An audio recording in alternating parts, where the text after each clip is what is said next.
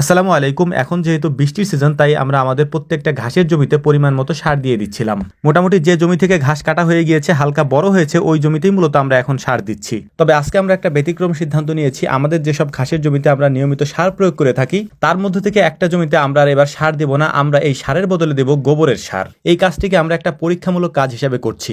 আমরা মূলত দেখতে যাচ্ছিলাম যে স্বাভাবিকভাবে আমরা যে সার বাজার থেকে কিনে নিয়ে আসি, সেই সারের বদলে যদি আমরা গোবরের এই সার আমরা ব্যবহার করে থাকি, সেক্ষেত্রে আমাদের ফলন কিরকম হয়, ওই সারের মতো হয় কিনা। যে জায়গাটিতে আমরা খামার থেকে গোবর এনে মজুত করে রাখি, সেখান থেকেই মূলত আমরা গোবরগুলিকে নিয়ে যাচ্ছিলাম আমাদের ঘাসের জমির দিকে। সার হিসাবে অনেকদিন আগে যে গোবরগুলি আমরা রেখেছিলাম এখানে, সেই গোবরগুলিকে বেছে নিয়েছি এবং এই গোবরগুলিকে আমরা সুন্দর করে কেটে তারপর এখান থেকে ঝুরঝুরা করে তারপর এখান থেকে নিয়ে যাচ্ছি। আমাদের যেহেতু ঘাসের জমি অনেক বেশি, এ কারণে ইউরিয়া এবং ডিএপি সার অনেক বেশি ব্যবহার করতে হয় আমাদের ঘাসের জমির জন্য। আমরা যেখানে গোবরগুলি রাখি, এখান থেকে মূলত যে জমিতে আমরা এই সারগুলি প্রয়োগ করছি, অর্থাৎ এই গোবরগুলি প্রয়োগ করছি, সেই জমিটা একেবারে কাছে হওয়ার কারণে আমরা এটার মধ্যেই পরীক্ষামূলক এই কাজটা চালাচ্ছি। এটার ফলাফল যদি ভালো হয়, অর্থাৎ অন্যান্য জমির মতো যদি ঘাস হয়, তাহলে আমরা পর্যায়ক্রমে আস্তে আস্তে অন্যান্য জমিগুলোতেও এই সার প্রয়োগ করব, অর্থাৎ এই গোবরের সার দিয়ে দিব।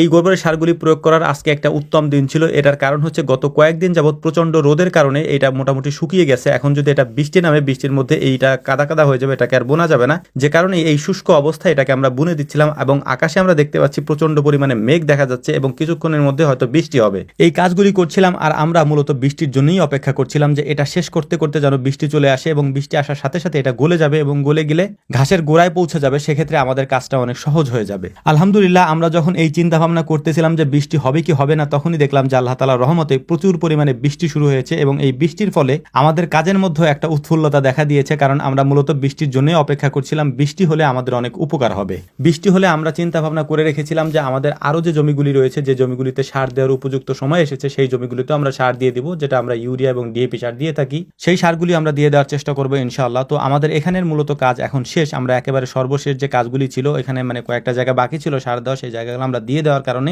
আমাদের এখানকার কাজ শেষ হয়ে গিয়েছে আলহামদুলিল্লাহ। এখন আমরা বাড়ির দিকে চলে যাব। তো বাড়িতে যাওয়ার আগে আমরা বেশ কিছু এই গোবরের সার নিয়ে যাচ্ছিলাম বাড়িতে কোনো একটা কাজের জন্য।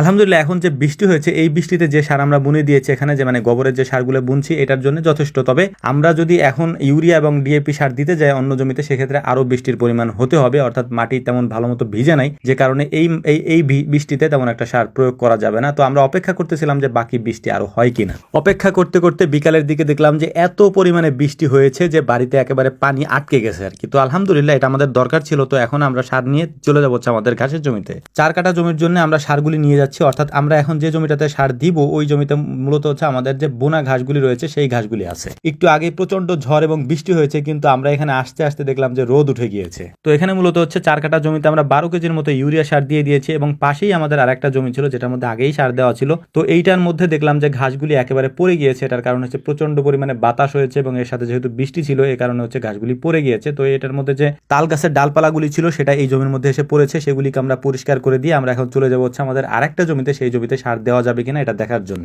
এখানে আসার পর দেখলাম আরো করুণ অবস্থা, এই জমিতে সার একেবারেই দেওয়া যাবে না, যে কারণে এটার মধ্যে ডালপালা পরিষ্কার করে এখন আমরা চলে যাবো আমাদের বাড়ির দিকে। মূলত আমাদের কাজ আজকের মতো শেষ হয়ে গিয়েছে। তো আপনারা আমাদের জন্য দোয়া করবেন। আসসালামু আলাইকুম ওয়া রাহমাতুল্লাহ।